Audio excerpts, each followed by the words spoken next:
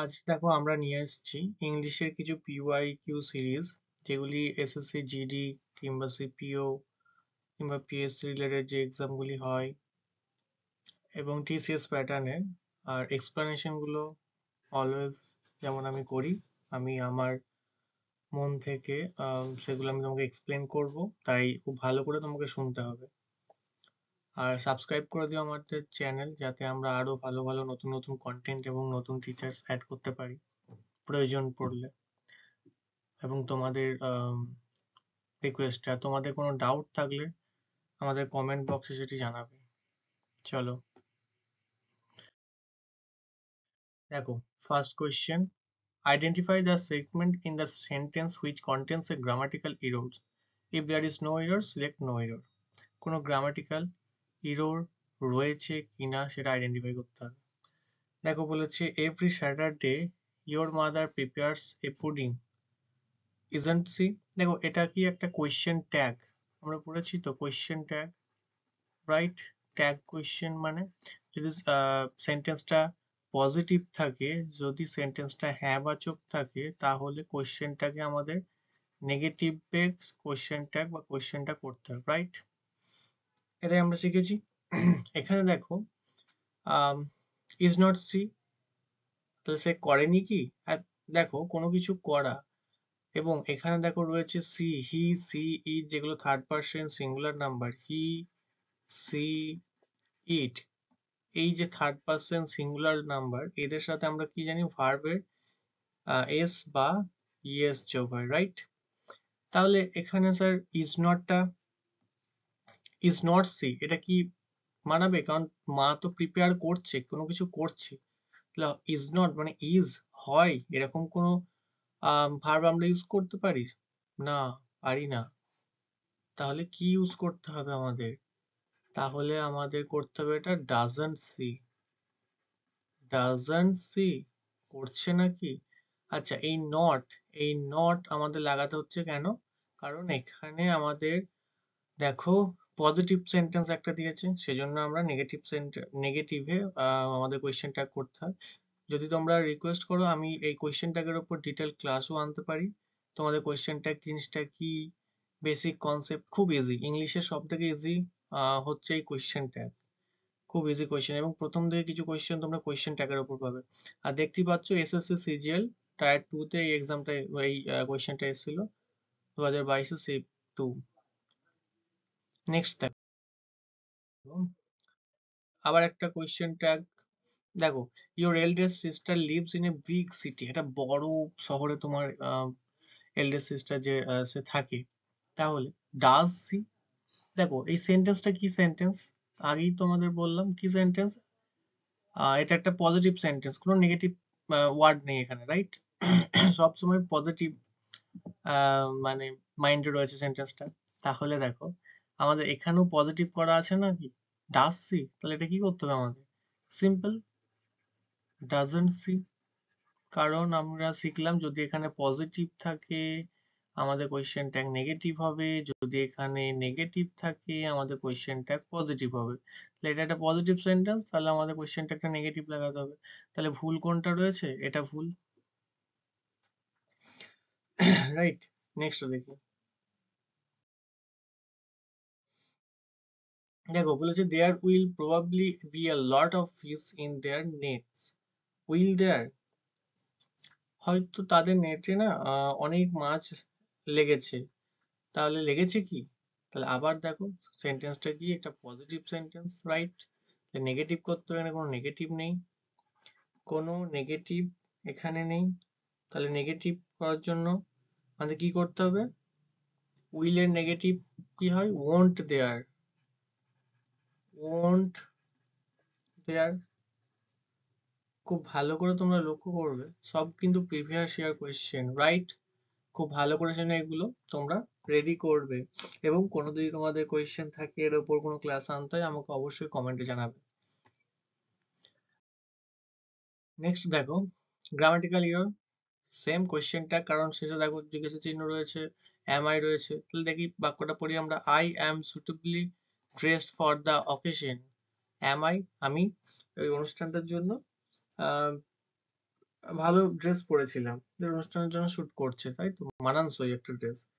তাহলে এটা কি পজিটিভ সেন্টেন্স? রাইট, এটা পজিটিভ সেন্টেন্স। তাহলে এখানে নেগেটিভ করতে হবে স্যার। তাহলে দেখো এখানে নেগেটিভ করতে হবে আমরা বুঝতে পারছি, তাহলে অ্যাম নট আই, এটা করতাম আমরা, তাই তো। কিন্তু এই কোয়েশ্চেনটাকে একটা নিয়ম হলো, আয়ের সাথে যখন আমরা কোয়েশ্চেনটা করব, অ্যাম নট কখনো হয় না, আমাদের আয়ের সাথে করতে হয় আর নট আই। এটা একটা কোয়েশ্চেনটাকে নিয়ম, রুলস হিসেবে তোমরা মনে রাখতে পারো, যে আয়ের সাথে কিন্তু আমরা আর নট আই, নেগেটিভ সেন্টেন্সে আর নট আই করব। তাহলে এখানে এটা ভুল রয়েছে, অ্যাম আইটা। নেক্সট দেখো, Ram never came again, did he, Ram কখনো আসেনি, সে কি এসছিল? দেখো তাহলে এই সেন্টেন্সটা কোন সেন্টেন্স বলো তো? দেখো জিডিতে এসেছিল, এসএসসি জিডিতে এসেছিল 2019। তাহলে এটা একটা নেগেটিভ সেন্টেন্স, নেভার রয়েছে, রাইট, নেগেটিভ সেন্টেন্স। তাহলে এখানে এটা পজিটিভ সেন্টেন্স, পজিটিভ কোয়েশ্চেনটা হবে পজিটিভ সেন্টেন্স, তাহলে ডিড হি রয়েছে। তো এসছিল কি, সে এসছিল কি? তাহলে সঠিক, ঠিকই বলেছে। তার মানে এখানে নো এরর, রাইট, এখানে কোনো ভুল নেই। হুম, বোঝা গেছে তো? চলো নেক্সট দেখি। আচ্ছা, এখানে কি বলেছে ভালো করে দেখো, যে find the part of, wait,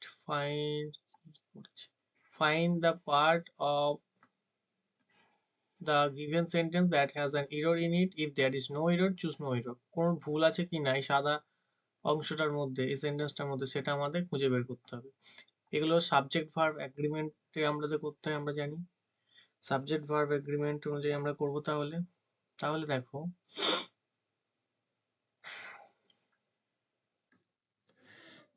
দেখো, to treat nightmare disorder there is a number of medications and therapy, right, therapies।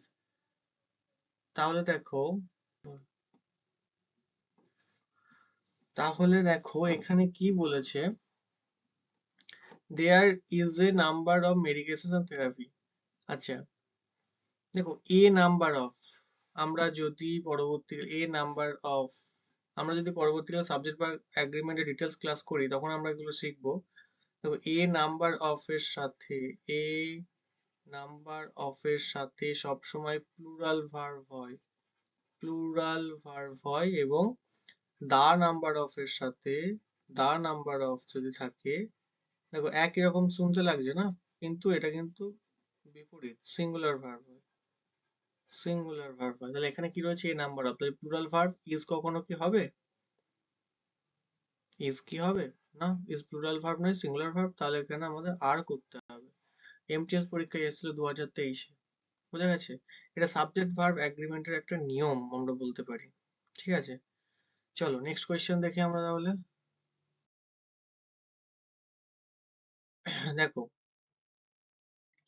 I am 32 years old and my sisters are 15। এখানে তোমরা খুব ইজিলি বলে দিতে পারবে কোনটা ভুল রয়েছে।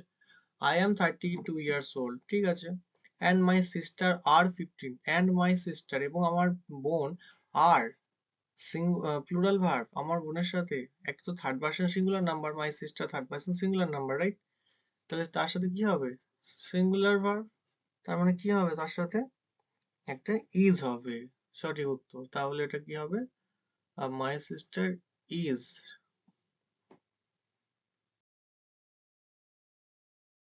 Next, rapid climate warming in the tundra biome have been linked to increasing subdominions।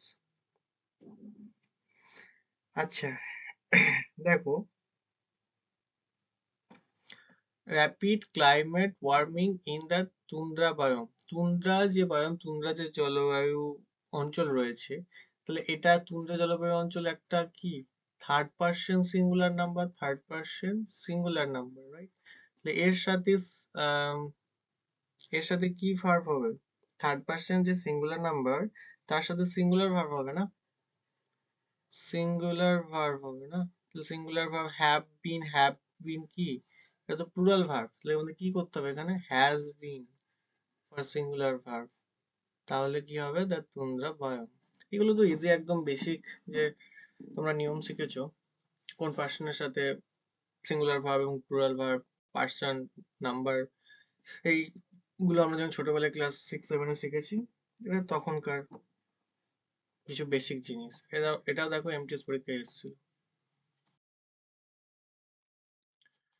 Next দেখো, India's claim to be a world leader in pharmaceuticals are heavily compromised, right? Okay, okay, তাহলে দেখো বলছে এখানে কি বলতে হবে, ইন্ডিয়া ক্লেম করেছে যে to be a world leader হওয়ার একটা দাবিদার ইন ফার্মাসিউটিক্যালস ক্ষেত্রে, আর হেভিলি কম্প্রোমাইজড, খুব মানে বৃহৎভাবে বা খুব বেশি ভাবে কম্প্রোমাইজ করা হচ্ছে তার জন্য। তাহলে আর হেভিলি, ইন্ডিয়ার ক্লেমটাকে, তাহলে ইন্ডিয়ার ক্লেম যেটা জিনিস সেটা তো ইন্ডিয়ার একটা দাবি, তাহলে এটা কি মানে সিঙ্গুলার না প্লুরাল সেটা আমাদের ভাবতে হবে আগে। ইন্ডিয়ার তো একটা দাবি না, তাহলে ওয়ার্ল্ড লিডার হওয়ার ক্ষেত্রে ইন্ডিয়ার একটা দাবি, রাইট? তাহলে এখানে সিঙ্গুলার, এটা ইন্ডিয়ার দাবিটা তো সিঙ্গুলার হবে, রাইট? এর সাথে সিঙ্গুলার ভার্বও করতে হবে আমাদের। সিঙ্গুলার ভার্ব এখানে কি রয়েছে, এখানে আর রয়েছে, মানে প্লুরাল ভার্ব, মানে এটা হবে ইজ। তারপরে অপশন সি। আজকে লাস্ট কোয়েশ্চেন, 10 নম্বর কোয়েশ্চেন আমাদের। দেখো, জিতেন এন্ড হিরু দুজন ব্যক্তি loves to it French ফ্রাইজ for lunch, একদম ভুল। একজন ব্যক্তি হলে ভার্বের সাথে এস বাই এস যোগ হতো, কারণ আমরা জানি নিয়ম কি, subject plus verb present indefinite বা সিম্পল প্রেজেন্টের, রাইট? বা সিম্পল প্রেজেন্টের নিয়ম কি, সাবজেক্ট প্লাস ভার্ব। আচ্ছা, এস বা ইএস যোগ হয় যখন সাবজেক্টটা থার্ড পারসন হয়, যখন সাবজেক্টটা থার্ড পারসন সিঙ্গুলার নাম্বার হয় তখন এস বা ইএস যোগ হয় প্লাস অবজেক্ট। এখানে থার্ড পারসন সিঙ্গুলার নাম্বার শুধু জিতেন বা হিরো একা থাকলে হতো, তখন এস বা ইএস যোগ হতো, কিন্তু এখানে দুজন রয়েছে, তার মানে এটা থার্ড পারসন সিঙ্গুলার না, থার্ড পারসন কি হয়ে গেল, প্লুরাল। থার্ড পারসন প্লুরাল যখনই হয়ে গেল তখন কি হবে, কোন ভার্ব হবে থার্ড পারসন প্লুরাল হয়ে গেলে? বলো কোন কোন ভার্ব হবে তোমাদের, কি মনে হয়? হুম,